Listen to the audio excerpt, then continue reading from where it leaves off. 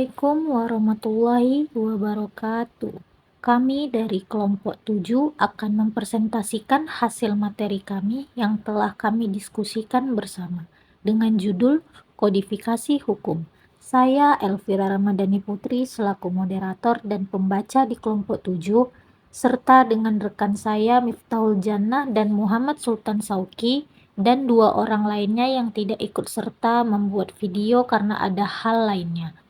Video ini kami buat untuk memenuhi tugas mata kuliah pengantar ilmu hukum dengan dosen pengampu Bapak Dr. Raja Desril SHMH.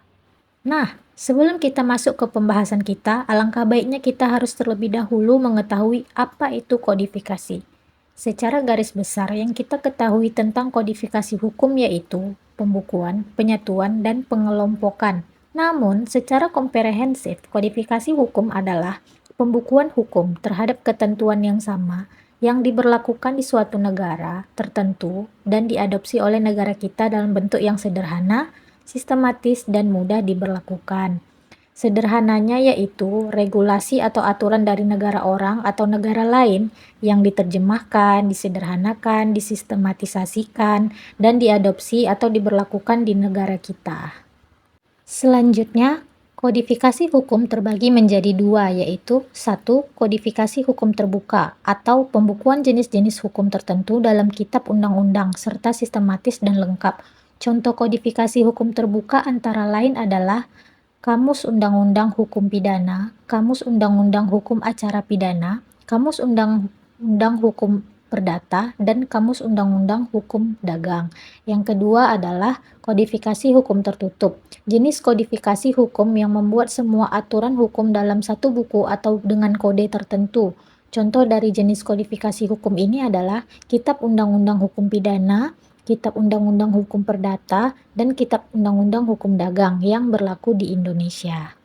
2. Bentuk kodifikasi hukum. Menurut bentuknya, hukum itu dapat dibedakan menjadi dua. 1. Hukum tertulis atau statute law atau written law, yaitu hukum yang dicantumkan dalam berbagai peraturan-peraturan. 2. Hukum tidak tertulis atau unstatutory law atau unwritten law, yaitu hukum yang masih hidup dalam keyakinan masyarakat tetapi tidak tertulis, namun berlakunya ditaati seperti suatu peraturan-peraturan, disebut juga hukum kebiasaan. Pembahasan selanjutnya akan dibahas oleh rekan saya yaitu Miftahul Jannah. Kepada Miftahul Jannah dipersilakan.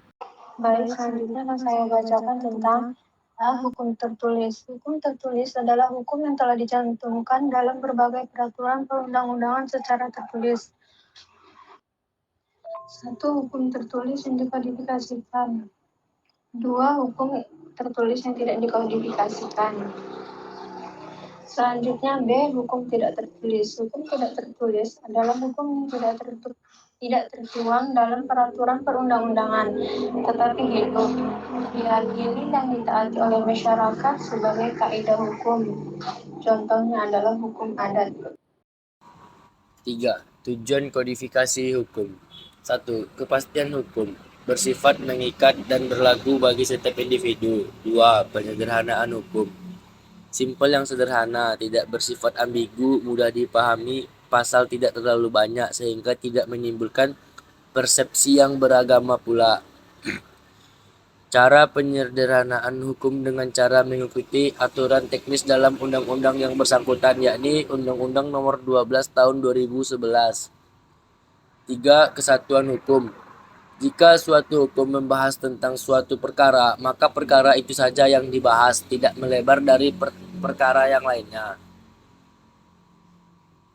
Kesimpulan, dapat kita simpulkan bahwa kodifikasi hukum adalah pembukaan hukum positif yang berlaku di suatu negara dengan terstruktur dan sistematis. Kodifikasi hukum juga terbagi menjadi kodifikasi hukum terbuka dan kodifikasi hukum tertutup. Selain itu, kita juga akan mengetahui bentuk kodifikasi hukum, yaitu secara tertulis dan tidak tertulis. Tujuan dari kodifikasi hukum yaitu mendapatkan kepastian hukum, penyederhanaan hukum, dan kesatuan hukum. Sekian pembahasan materi kodifikasi hukum dari kelompok kami. Kami harapkan teman-teman dapat memahami tentang kodifikasi hukum secara sepenuhnya.